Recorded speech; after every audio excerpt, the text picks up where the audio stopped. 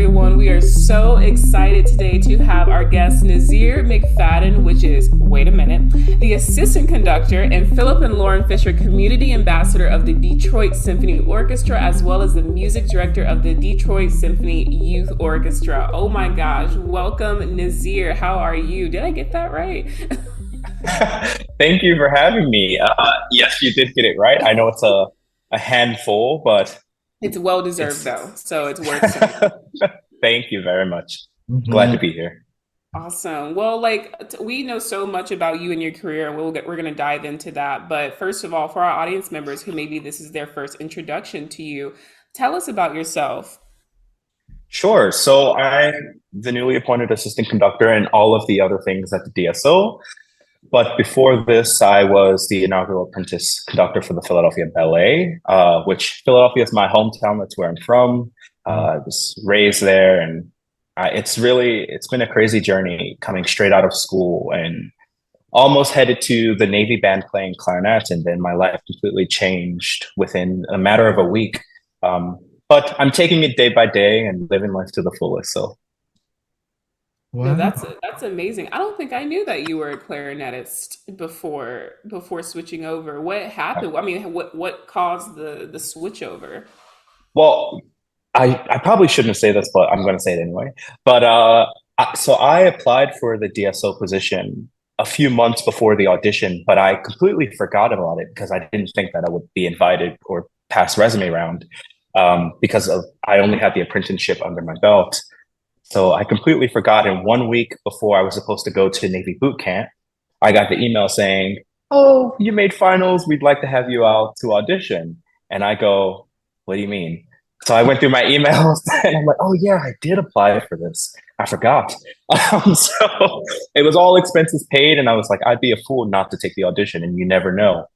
Um, so I took the audition. I found out the day after that I won, and I had to make a life-changing decision in that 24-hour span before going to boot camp. So whirlwind change. It would have been easy for me. Exercise, no exercise. The no, please. Well, the crazy part about it is I was physically and mentally ready and I was prepared. And Mhm. I'm thinking, it can't be any worse than my mom telling me to do the dishes. So, Right. and I like to procrastinate. So I've heard her scream and yell at me. So they're not scarier than my mom. So I was ready for it. True. I had been training prior. I won that job a day after my 21st birthday. So I had a span of about, I want to say 6 months. And things just change. You never should plan or never have your mind fully set on one thing because it can change in a moment. Wow. So, first of all, sorry if you hear random band sounds in the background. For anybody watching, Jan Fest at UGA is going on right now. Blessed Assurance. We love high schoolers and playing honor bands. But so where did you go to school? How did you get there? Where did you go? So college wise, where did I go to school for college? So I spent 2 years at DePaul University, entered in 2018. And around 2020, of course, the pandemic happened. So they sent everyone home. They said, you can't stay on campus. So I went back home to Philadelphia and I thought, after 3 or 4 months, I thought, okay, we're not going back to school anytime soon. So why would I pay out of state tuition when I can be paying in-state tuition and go to a great university, Temple University? So I spent 1.5 years at Temple. And then I won the Navy band. So I still have a semester left to finish. I don't know when I'll have the time to do it. But, you know, that 1.5 semester was completely online. So I spent so much time practicing my clarinet and reading scores and just trying to better my craft because, so many of us took that time to kind of refresh and relax, and there's nothing against it. But I took that time, like so many others, to practice as much as I possibly can and learn as much about music. So that 2 year span pretty much forced me and to have my eyes set on where I wanted to go. And then the Navy thing happened, and then DSO happened, and everything just worked in ways which I didn't expect, but I am so grateful for. So, like within your education, where did your interest in like conducting come from? If you did you go to school for like clarinet performance, and then something just did you meet someone and it just, or did you see a certain conductor conduct and you were like, okay, this is what I want to do? Um, yes to all of that, actually. I went to university for clarinet performance. At DePaul University, I actually had the pleasure of being the first conducting student that they've ever had. I worked really, really hard to get that program started. It's still not technically an official thing anymore because the pandemic kind of threw everything in a loop. Um, but I got to work with the orchestra director, Cliff Caldnott, but also Ricardo Muti of the CSO, who was one of my principal teachers. But my conducting journey actually started much before this. I tell the story all the time that I used to break plastic clothes hangers and I used to throw on my noise cancellation headphones. Um, it wasn't noise cancellation back then. I just turned the music as loud as possible. But I used to wave my arms around, not really understanding what I was doing in fifth grade, um, with this broken baton, but connecting to the music in a way that I wasn't quite able to do with my clarinet. Um, I could never improvise. Um, so I was always used to reading music, but with conducting, I felt, oh my goodness, I can move my entire body. My mind can be fully immersed into the music, and I can experience this, this creativity on a new level. So throughout middle school and high school, I reached out to every local ensemble, youth and professional. I'm sure the Philadelphia Orchestra still has those emails, just begging for the chance to observe a rehearsal, to conduct a rehearsal, to conduct a concert without the rehearsal, which probably doesn't work. Um, but just the chance to, figure out what this passion of mine truly was and a way to get better. My friend started a local orchestra called the Center City Chamber Orchestra. And this was an orchestra founded by students for students and ran by students. Um, like I said, every youth orchestra that I played in Philadelphia in the local region, I begged the conductor to let me step on the podium at least once just to get that feeling. Because so much of what conductors do is without an ensemble. And, things started to progress. And I was awarded to be the inaugural princess conductor of the Philadelphia Ballet, and also with the New York Youth Symphony as well. I was a princess conductor. So every opportunity that was or wasn't there, I made it my mission to be a part of whatever organization. I always tell my students now and anyone who asked about conducting or anything in music, if there's a door, knock on the door. If the door is locked, kick it open.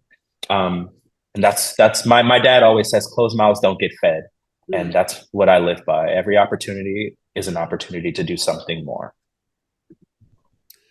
I really love and resonate a lot with something you said, and I'm sure a lot of our listeners also have felt this idea of like there's something you may start off doing that you don't feel as connected to as something else, or you were talking to that the fact that you felt you could connect with music more through your conducting than you were able to with your clarinet, and that says a lot because I feel like so many people feel stuck and they're like, I don't know exactly what to do, but they have this thing that they do. And maybe it's just there's something else for you that you feel like you could still be connected to music somehow in the community and the arts somehow, but maybe it's in a different way.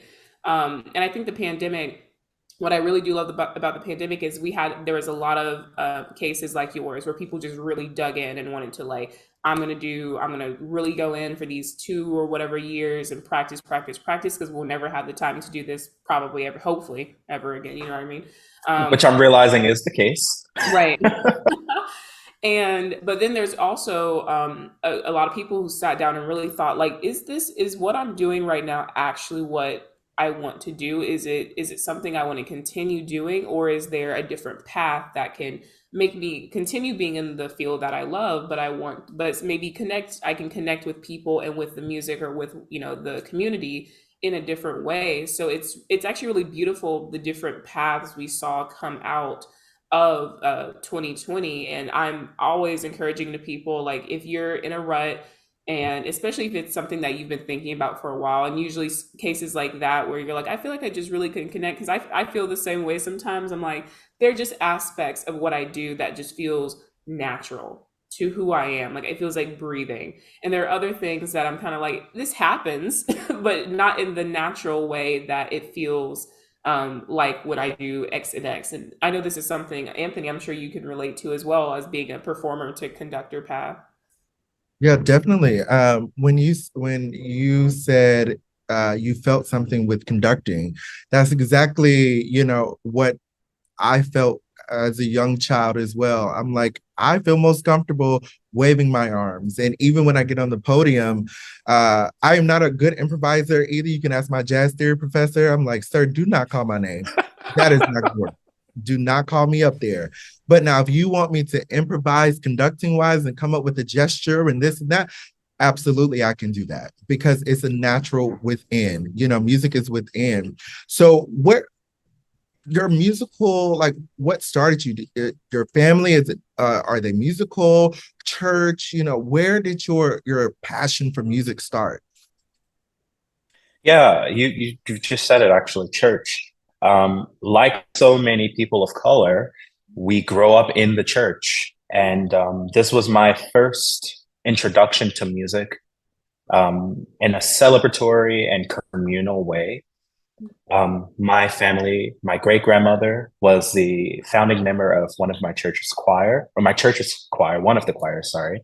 And through that, my grandmother, my mom, my uncle, they all are church musicians in some way, shape, or form. Some retired. But I always found when I would attend the church rehearsals every Tuesdays and Thursdays, you had to be on time. But I would always find myself sneaking pew to pew.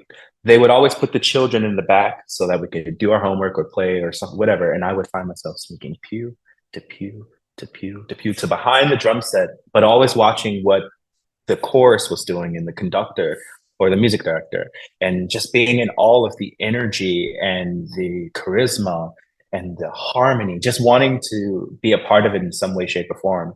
But it wasn't until fifth grade. Fifth grade was life changing for me. Um, this was my introduction to formal training within music.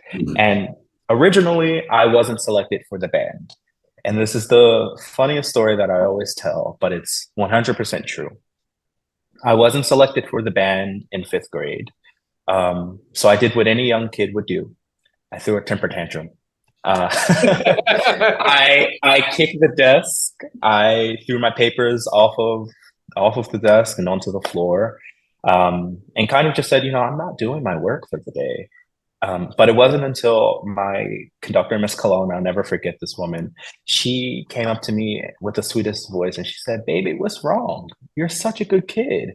And I thought, I told her, I know music. My family, they're musicians. Like I need to live up to that standard. I need to be a part of it. And I don't understand why I wasn't chosen. And she didn't really explain why, but she looked at me for maybe 30 seconds, nodded her head, walked to her desk, wrote a little letter, and she said, "Give this to the band director." To this day, I don't know what that note said, but all I knew is that I was signed up for band. And what I think is that her demanding that I join the band, she saw it as a chance to teach me determination or drive or a way for me to let out my emotions instead of not doing my work for the day. She thought, I think this is what she thought. And man, am I grateful for Miss Cologne, because I don't know where I'd be if I didn't join the band. And from that point on, music completely consumed my life and my attention. Story.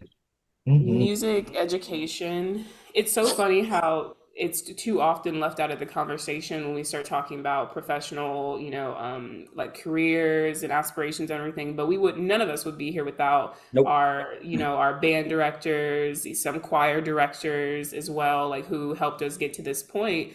And I know that music education is something that you're very invested in, especially within the community, especially within minoritized like populations. What's been, how did that kind of start once you got into a position yourself where you saw that you could inspire and help bring about change within music education, especially for communities who are underserved? Like, when did that start, and what are you doing right now to help with that?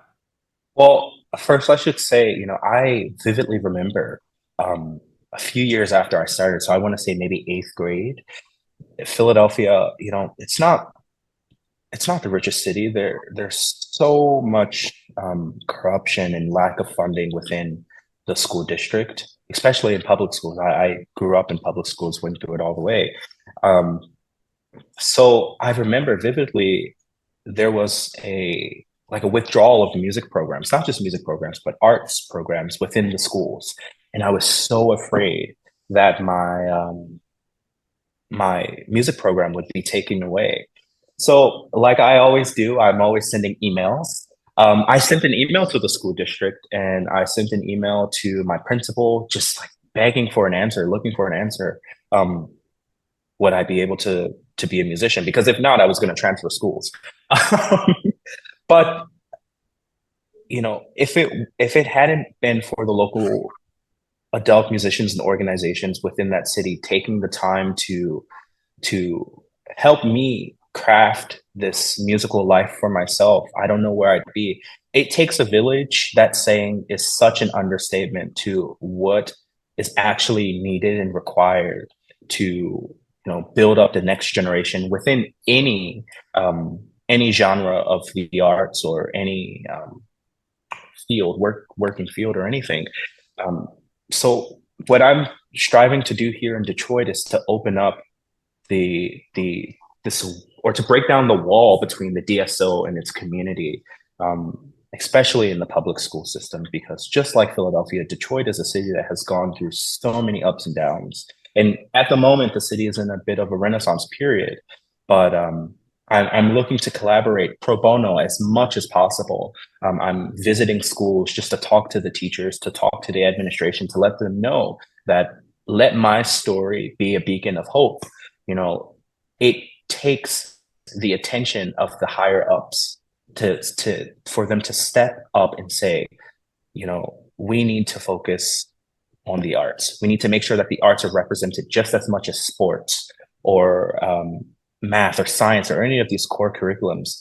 The arts need to be present in our kids' lives. So I'm always looking to visit schools and to speak and to fundraise and all of these things. And I think did I cut you off? I was also going to add, it's also important for us not to just stop at 18 or stop at high school. The trend needs to continue on. I'm pushing to open up the civic youth ensembles here at the DSO. I'm looking to raise the age limit to maybe a senior undergraduate, because I was just there and I know what it was like as a wind player, to struggle in college because I wasn't allowed the playing opportunities because I wasn't quite there yet as an undergraduate. So I'm pushing to raise the age limit so that we have these undergraduates who can continue to act as mentors to the younger student. And that only helps everyone. It helps everyone. And I was just going to say, like, it's educators like that. It's educators like what anybody does that goes out of their way, like besides clocking in and clocking out. Like there is times sometimes that you work those jobs that you got to clock in, clock out because you got to reserve your time and save your energy. But the further us educators can go for the next generation is like what they did for us. And without that, I always preach to all my kids. I'm like, if you go to college, there is a concert band. There is, if you like it, there's a marching band. There's an athletic band. There's something you can do to either because college is expensive now because they can't charge us for air yet, so they're going to raise the right price of college. You can get money for that, and then B, it's also you've already put in 7 years, maybe 8. Why would you just automatically stop it the minute like, oh, well, we're done. I don't have a band class every day.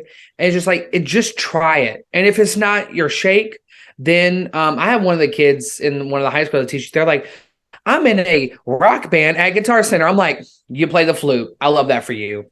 Like, and now What if you create a rock band at the high school and get other people to play instruments outside of what they have? Because the high school has some stuff, but it's like anything, all of our educators and the village that we have at Relative Pitch and anybody to go the extra mile if we can is just like what will carry education and push it to the forefront. People who are clocking in and clocking out and not barely doing the bare minimum is what brings education back. And it's like, oh, see, you don't really need education. This is what you just do this. It's like a math teacher. We can get a substitute teacher and they can do this. They just get a curriculum. Like, no, it's truly more than that. But yes, I will commend you for that and urge everybody else who watches this to do the most you can do. And that's not what McFadden does or I do or Anthony or Lauren. It's what you can do. And if it's a little bit like going to help your 8th grade or 7th grade middle schooler, if you're a high schooler and going to help somebody, that's enough because they will take that. So it doesn't have to be a lot. It just has to be a little bit. It takes a village is such an understatement. You know, it takes everything. Teachers, parents, fellow students, administrators, city council. It takes everything. In your experience, so now you kind of have it on both sides as a player coming, up through that system and you were an apprentice and now you have your own position, like your own title, what do you hope to bridge that gap? Some people say that there's a gap between professional jobs and, getting to that level. What would you say for someone that's coming up in this way to do this and it'll all work out? What is some advice that you have for those people? If there's an organization or an arts administrator who hears this, opportunity is key. I believe in the motto, learn by doing. And you can't learn by doing if there are no opportunities to do so. So opportunity needs to be available first and foremost, and then support. You can't support without giving the opportunity. You have to allow anyone to be in a position to better their craft and to learn. So opportunity first, then support. You hear so many stories of administrators going, oh yes, we support this community, but how? What resources are you making available? How many hours are you really putting into helping this community? So opportunity is important. And that's how we bridge that gap between professionalism and education, or professionalism and being an amateur musician. You need to have the opportunity and the resources as well as support. No, I love that. And I love the framing of what you were saying of extending that program to include up to seniors and undergrad, because people don't realize that there are so many students who are in education programs or who are in programs in undergraduate who still need more opportunities to grow. And you grow and make progress through opportunities, through experiences. But if you are not given those opportunities, given those experiences, how can you be expected to grow? And yeah, there are opportunities there are moments where we can make it and say, okay, we want to create this and da da da. But at the same time, there are also people in positions where they are literally getting paid to do things like this, or can have the resources to do these things for these people. And exactly what you just said, that is a prime example of how you can use where you are to better, people who need those opportunities. And it would be so interesting to see what would happen with a group if there was like a case study on like a group of undergraduates who were able to have those experiences and opportunities, what the difference would be within their progress. You know what I mean? I'm very interested in seeing something like that happen.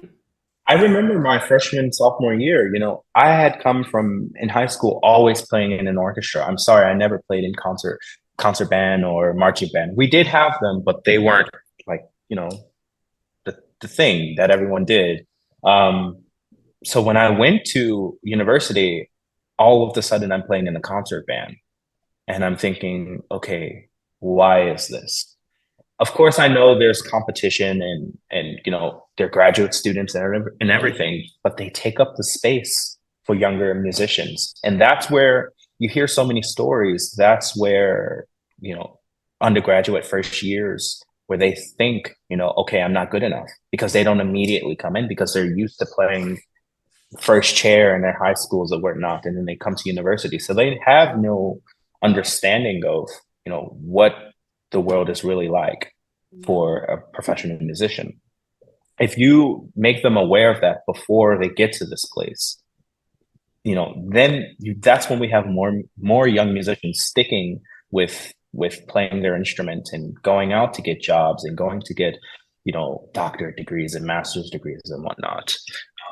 But because of the lack of opportunity, and it's just like you're immediately thrown into the ocean, you have to swim in the pond first. I don't like metaphors, so I don't know why I'm using all of these metaphors. But you ever had a conductor who's just like, play like the sky is blue on a Wednesday afternoon? I hate that.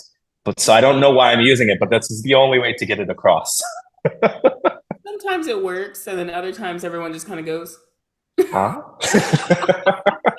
Yeah. It's snowing outside.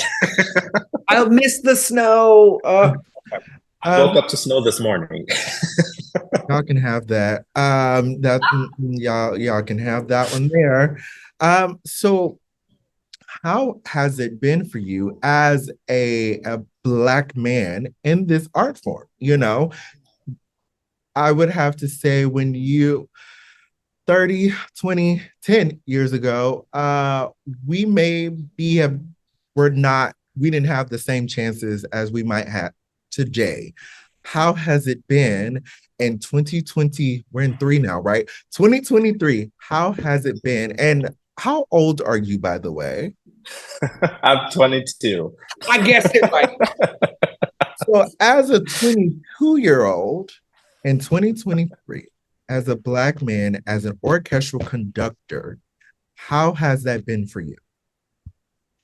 I'd be lying if I said, oh, I've had it so rough and so many trials and tribulations, which there has been. But I have to be completely honest. Because these organizations are starting to have programs for young musicians of color, I mostly have seen greatness come of it.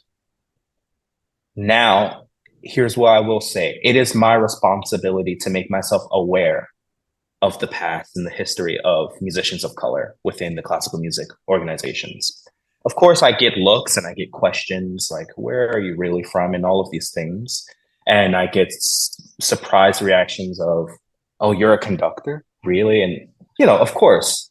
But like I said, it took a village for me to get where I am, especially being so young. So I would be completely lying to you if I said, I had the hardest time. That's not the case because of my musical ancestors who've come before me to make sure that we didn't have to go through that. So I can only be of service to future generations if I continue that trend, so that it gets easier and easier and easier to the point where it doesn't have to become a struggle from the get-go. First of all, I have been dethroned as the youngest person on. I literally was thinking about that, Lauren. I was like, is he our youngest guest ever? I think so. I really feel so sad and so happy in this. I have such mixed emotions. I'm always like, I'm the youngest in the room. That's me. And then You're I'm not. like, 22. I just found I'm the youngest assistant conductor of a major symphony orchestra in the US. Sure. That is And one of only 3 Black assistant conductors. Yeah. Black male assistant conductors, sorry. That's amazing. Come on, let's put respect on that, y'all. Let's come on, put respect. Like, Period. Come on. Yes. I was guessing he was like 22. I was guessing you were 22. He said 21 at some point. Then I went, you won that job when you were how old? And then I was like, and he said the day after. I saw your eyes squint, and I was, I saw you calculate in your head, like, wait a minute, like, because 22, 23 in June, okay. So, and Lauren, you're 23. I'm 24. I'm 24. You're 24. I turned 20. Well, you remember I turned 25. Oh, I forgot. You're old. See, you got bags under your eyes now. He's the youngest. I don't. No. Fresh. She's Not the fresh. shade. Hold on. See, let's change the combo because you know Let me y'all get real just shady. Let me go back. Hold on. let me turn my camera off to laugh. The mess. The shade. Got the mute. I really right. The mute. Can we talk about because what you said is so true, and I did really notice this, and this is something I feel like me, Anthony, and Michael talked about a lot. Is like the year. It's like the year and two under us felt so much younger than our year in when we were going through school, and the reason I say that.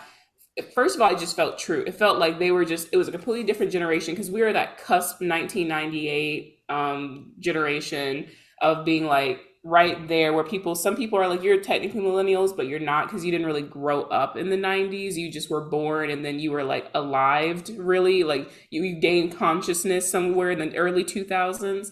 But like what you're talking about, these programs that have come out and that like there are a lot of it's really amazing actually to hear younger students and people of color who are saying they did not have to go through the same things that we went to because baby, I can write a whole dissertation on the stuff that I had to go through in undergrad, through my master's, through everything to get to where I am.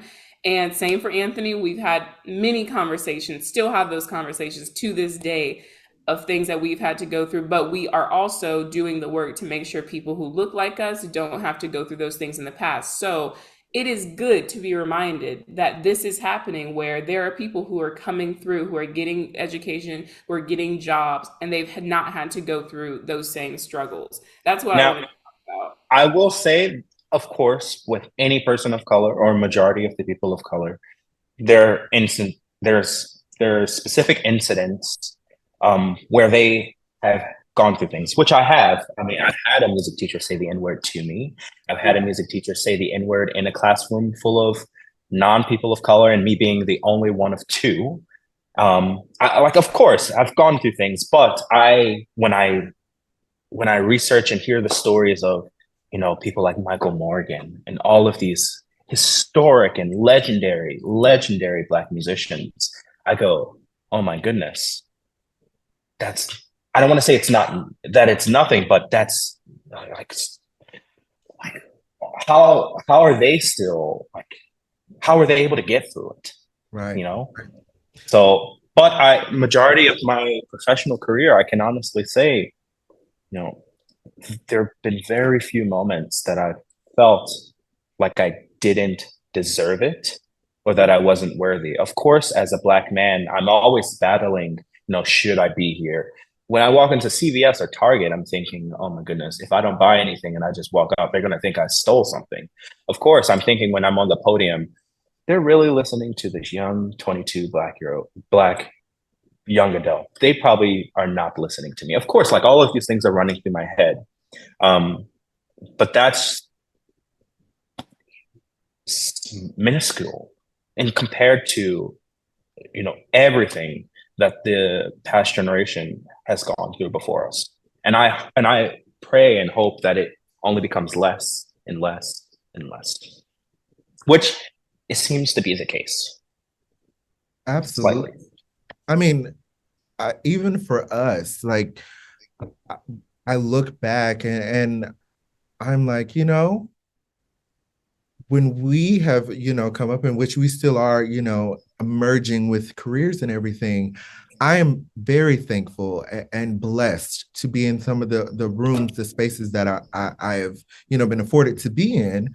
And it's because, like you said, our musical ancestors that really paved those roads for us. And I actually had lunch the other day with one of the Alfred Watkins, who is like internationally known, band director, like one of the first, Black high school band directors to achieve that success. And hearing his stories, I'm like, oh my gosh, like I couldn't, like, especially in today's climate, couldn't, not only battling racism from music, but racism and just going out into public. Luckily, for the most part now, we haven't had to deal with that, because we live in a modern society. Of course, there's microaggressions and there you still got your crazy folks. But nowadays, crazy folks, they scared a little bit. Okay. They scared. Don't Not get scared it enough. twisted. Not scared enough. They ain't scared Not enough. enough. I've had a few Not patrons enough. say a few things. Oh, Right. I was gonna say oh yes. No. They're still there. And some of them are truly crazy. But in those moments, that's when I'm like, you want to be rude, baby? I'll show you real disrespectful. Don't. It can go both ways. But I am still very thankful of the ancestors that came before us. And I have been, a recipient of having it for us. And I'm just so glad. I think William Lake said it the best. Every one of us, Black musicians, we do not all need to struggle to be successful in this field. And our community sometimes pigeonholed us into that. The music that is being written by Black composers, the ones that get very much exposure, of course, is something from tragedy.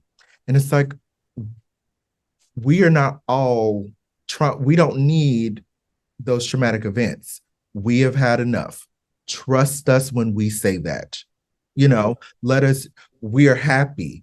We have joy. We have all of this. Let's showcase that. So I'm just so glad to see that, for the most part, you have enjoyed success in that realm. So it warms my heart. It really, really does.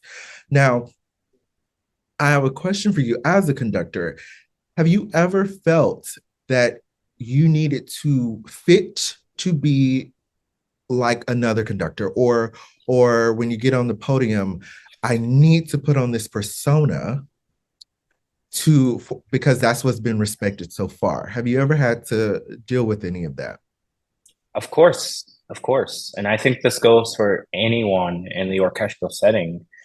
Even a concertmaster, they go, oh my goodness, I have to be lean, pristine. I have to be, completely confident and say, this is how it goes. It's the same thing as a conductor, Right.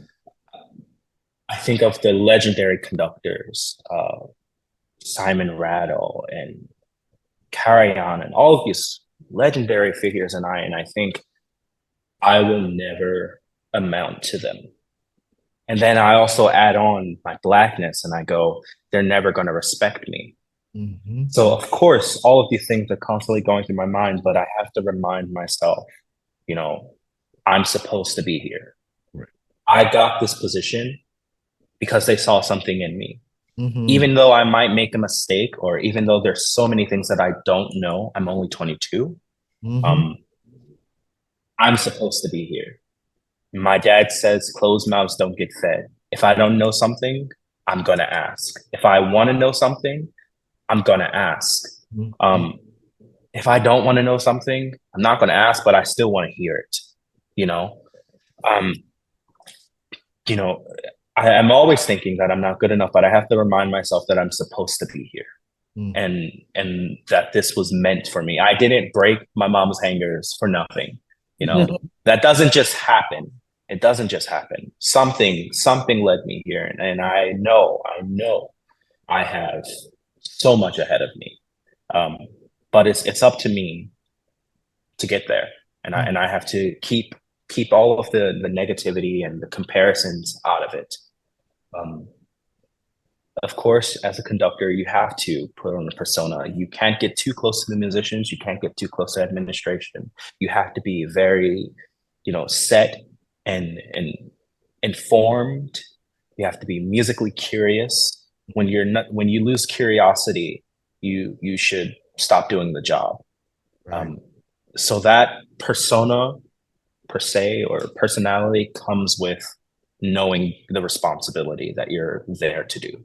Mm-hmm. But it's important to be yourself. It's important to show that you're confident in yourself, because how do you expect others to want to follow you if you aren't confident in music and out of music? How do you expect people to love you if you don't love yourself? How do you expect people to want to be your friend if you're not friendly?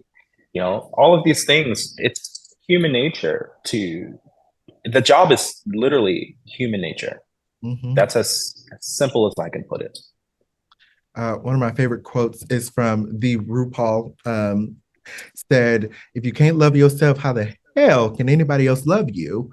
So, and that's so true. And I tell, students of mine who are, going to conduct, I'm like, don't try to be me. Don't try to be, Dr. So-and-so. Don't try to be boom.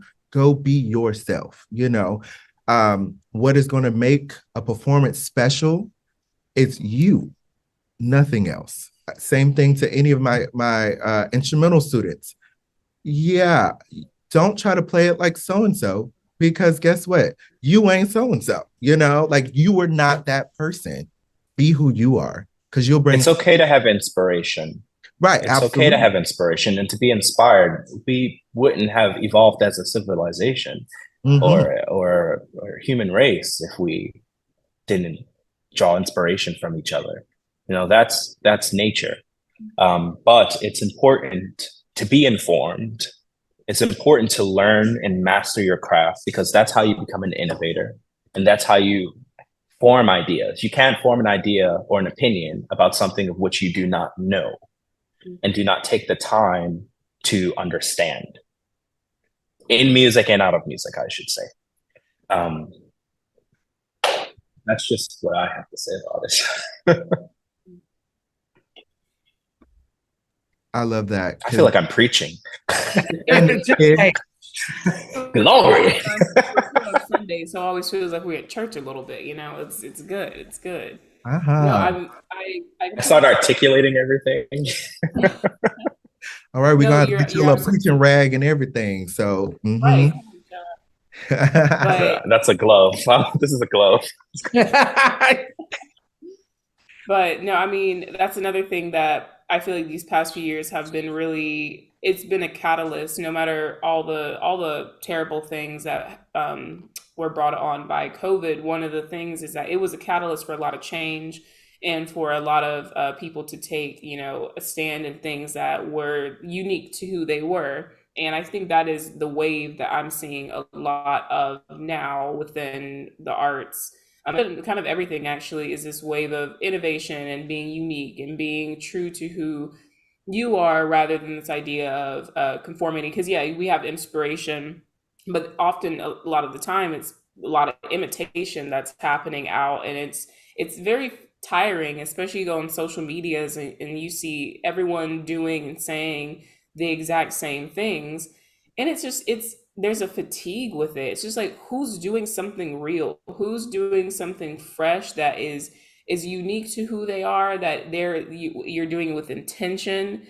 You know exactly what you're trying to say, or you're going towards that. I feel like those are the people, the stories, the messages that I feel the most drawn to now. I don't really here to see the same thing. Same when it happens in, shows and movies and all these other things we consume. I don't want to see something that's been done the same way 100, because I could just rewatch those, or I could just go back and look at them because they've already been done.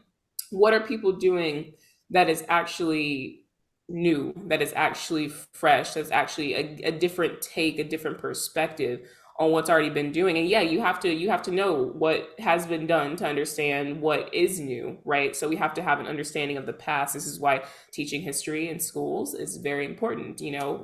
We have to know.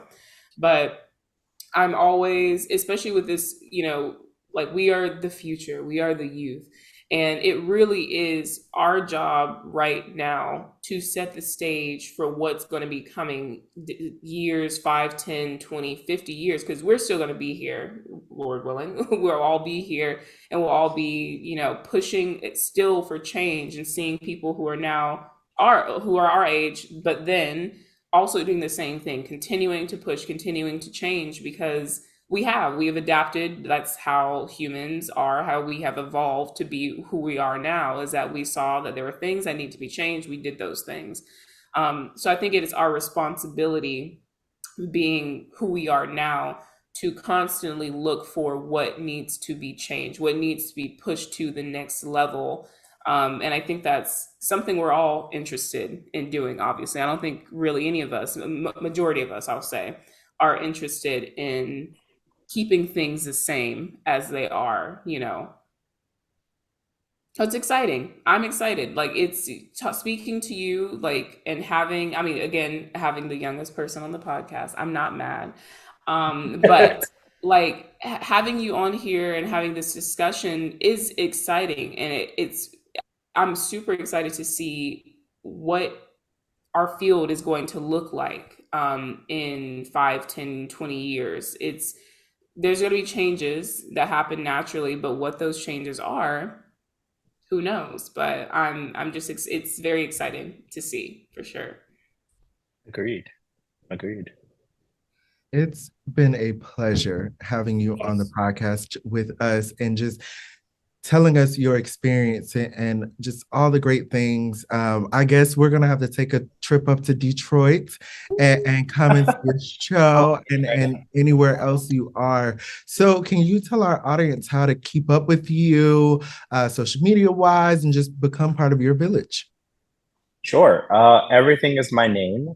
So Nazir McFadden on Instagram, Twitter, Facebook.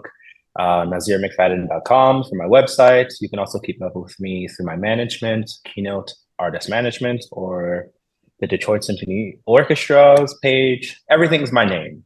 I always like to say when there's someone I don't really like, and they ask me about me, and I go, just Google me.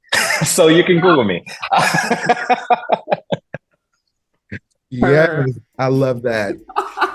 I love that. So to all of our listeners and watchers, please go follow and become part of Nazir's village, because we definitely are, and we are always going to be supporting you in everything that you do. So thank you again for joining us on today's podcast, and stay tuned for next week's episode, everybody. See y'all later.